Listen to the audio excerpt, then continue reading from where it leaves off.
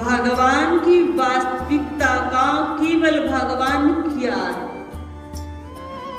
उनकी नाम की महिमा क्या, ये रस जिसने पान कर लिया, नाम तुम्हारी नाम का चढ़ी रहे दिन रात, वो नाम कहता है कि तुम चाहकर भी मुझको बंद नहीं कर सकते, स्टॉप नहीं कर सकते। वो है चलता रहेगा और कहां तक पहुंचेगा, उद्धार करा कर ही रहेगा और हमारा शरीर शयन करेगा, हम अर्थात ये शरीर ये शयन करेगा, पर वो नाम कहता है मैं पार लगा कर ही रहूंगा। जब भी हम अपने श्वासों पर ध्यान देंगे, एकाग्रचित्त होकर जिस समय भी हम अपनी श्वासों को देखेंगे तो वो राम नाम की माला चलती हुई प्रतीत होगी। बाह्य जितने वैभव हैं उन सब में जो सुख है वो बहुत तुच्छ प्रतीत होगा। धीरे धीरे अंतःकरण की वृत्ति स्थिर हो जाएगी और उस अजपाज में लगी रहेगी। उसके नाम का जो रस है, अमृत तुल्य है, उसमें स्थिर हो जाएगी। उसी को कहते हैं ऐसा नशा जिसको लगा वही जानता है। मीठे को सब कहे बहुत मीठा है, तो केवल कह सकते हैं, फिर कहें बहुत मीठा है, पर मीठा कैसे होता है कि भैया देखो इतना नहीं बता सकते, चक्कर देखो।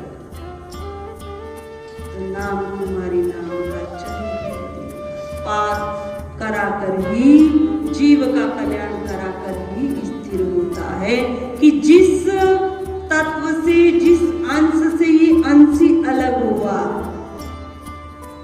जल अथाह जल है, उसकी एक बूंद जल से अलग हुई, तो वह है जो पानी का जल की बूंद है, वो जब तक अपने जल में विलीन नहीं हो जाएगी, जब तक ये नाम जब चलता रहेगा। बोले श्री सच्चिदानंद भगवान की जय। चर्चा चल रही थी कि 5 तत्वों से बना ये शरीर है और 5 तत्वों से बने इस शरीर पर आत्मा मृत्यु लोक में आई है। 5 तत्व के इस शरीर को धारण किया है, इस पर आरूढ़ होकर मृत्यु लोक में इस संसार में आत्मा आई। क्यों आई? इसी पर गंभीर चर्चा चल रही थी। क्यों आई? कि अपने उद्धार हेतु आई। अब आत्मा का तो उद्धार पहले से ही है, वो तो अजर है, अविनाशी, नैनम छिदन्ति शास्त्रम, नैनम दहति पावक, उसे 5 तत्व नष्ट नहीं कर सकते। फिर क्यों आई? कि दुखों की निवृत्ति और परमानंद की प्राप्ति के लिए जन्म जन्म का जो बंधन है, उस बंधन को नष्ट करने के लिए ये आत्मा इस मृत्यु लोक में आई। और आए हम सब हैं, परमानंद की प्राप्ति हो जाए, दुखों की निवृत्ति हो जाए। परंतु दुखों की निवृत्ति, परमानंद की प्राप्ति के जो साधन, उनको हमने आज कलयुग के समय में, कलयुग के प्राणी ने उनको अपनी सुख सुविधाओं के लिए प्रयोग किया। कल 3 साधन की चर्चा है कि दुखों की निवृत्ति और परमानंद की प्राप्ति यदि हम सब चाहते हैं, जीव का कल्याण हो जाए, तो 3 ही मार्ग हैं। संपूर्ण शास्त्रों में इन्हीं का वर्णन है।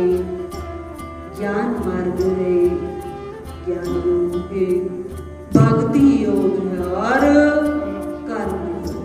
3 जितने ग्रंथ हैं, जितने प्रवचन हैं, 3 इन योगों की ही व्याख्या है कि जीव को इनमें से किसी दुखों की निवृत्ति करनी होगी और परमानंद की प्राप्ति करनी होगी। तो 3 योग में से कल ज्ञान योग के ऊपर चर्चा रही कि ज्ञान योग तो बहुत कहीं साधारण भाषा में तो बहुत कठिन है, तलवार की धार पर चलने के समान है, क्योंकि ज्ञानियों की परीक्षाएं बहुत होती। ज्ञानी में क्या रहता है, अहम ब्रह्मस्मि, मैं ब्रह्म हूं, अर्थात मैं ये शरीर नहीं हूं। ज्ञानी इस शरीर को पृथक कर देता और अपने आप को आत्मा मानते हुए जीवन व्यतीत करता। परंतु ज्ञान की शाखा में सर्वप्रथम है कि विषयों को विश्व के समान समझकर त्याग दे, और ये त्याग आज कलयुग के प्राणी में हो जाए ये संभव नहीं है। तो इसलिए ये मार्ग बहुत कठिन है। दूसरी चर्चा रही भक्ति योग की। भक्ति मार्ग समस्त हम इसी पर चर्चा कर रहे हैं और इसी के आगे की व्याख्या लेते हुए वर्तमान कथा के ऊपर चर्चा करेंगे। जितने बड़े बड़े ऋषि हुए उन्होंने कहा कि कलयुग का प्राणी तो तमोगुण प्रधान होगा, रजोगुण की भी प्रधानता नहीं, तमोगुण की कलयुग में प्रधानता। तो कलयुग का प्राणी भी तमोगुण प्रधान होगा, फिर वो ज्ञान मार्ग का अनुसरण कैसे करेगा। दूसरा कर्मयोग। कर्मयोग में भगवान ने गीता में कहा कि अनाश्रिता कर्म फलम कार्य कर्म करोति से सन्यासी च योगी। अनाश्रिता कर्म फलम, जो कर्म का आश्रय न लेकर करने योग्य कर्म करता वही सन्यासी है और वही योगी। यहाँ भगवान ने 6 अध्याय में ये बात आई। यहाँ सन्यासी केवल भगवा वस्त्र धारण करना, मालाएं पहनना, तिलक लगाना इसको नहीं कहा गया। जो भी प्राणी किसी भी आश्रम में वह रहता, जो भी प्राणी वृद्ध हो, यंग हो या बाल अवस्था का हो, किसी भी जाति धर्म मजहब का हो, किसी भी देश का, जो कर्म फलों की आसक्ति का त्याग कर देता है, इस कर्म के करने से मुझे क्या लाभ होगा, इस भाव को पहले ही त्याग कर देता है और करने योग्य कर्म करता है, वही सन्यासी है और वही योगी। परंतु हमें तो नहीं है ये भाव। हम अपने आप को देखें, मंदिर भी हम जाते हैं या फिर जो सत्संगी है भगवत कृपा से, जो संसारिक इच्छाओं से बहुत ऊपर उठ चुके, वो मात्र 5% पूरे विश्व में, ज्यादा से ज्यादा 5% हो सकते हैं ऐसे। पर कलयुग का प्राणी जो भी कर्म करता तो पहले उसकी फल को देखता, तो फिर हम कर्म योग में तो चल ही नहीं सकते। कलयुग का प्राणी जो भी अपना कर्तव्य कर्म करता है, कथा भी सुनता है, भागवत में सबसे पहले क्या कहा जाता है, उसका माध्यम बताया जाता है। भागवत को सुनने मात्र से ये फल की प्राप्ति होगी। जो भी कथाएं आती हैं, उन कथाओं के सुनने से हमें क्या लाभ होगा, पहले हम इसी पर अपने ध्यान को रखते।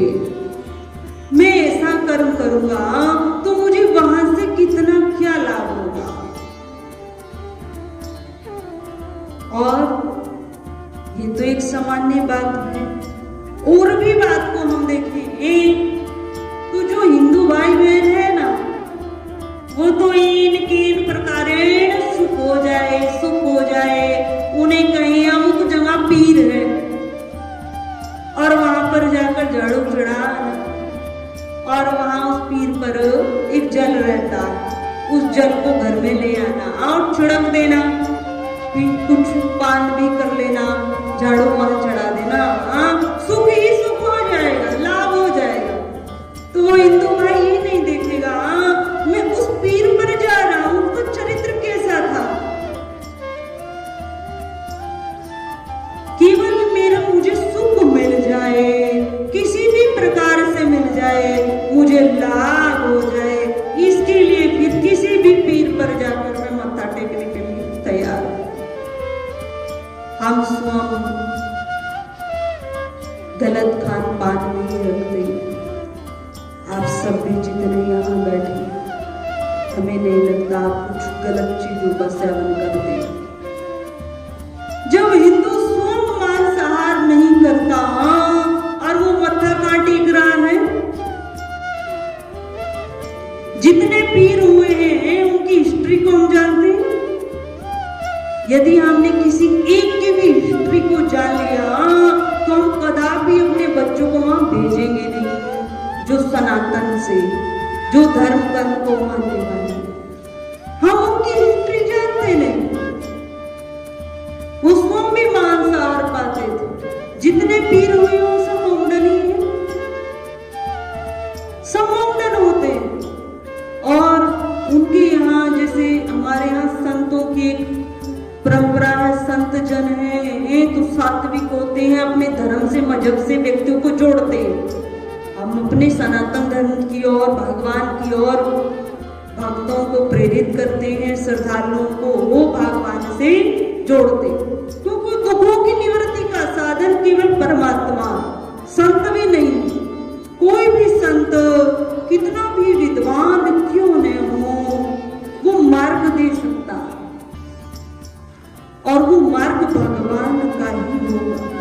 यदि कोई संत अपनी पूजा कराता है ना, बस मेरी ही पूजा करो तुम्हारा कल्याण होगा, तो फिर हम व्यासपीठ पर बैठे कह रहे हैं नहीं करनी चाहिए।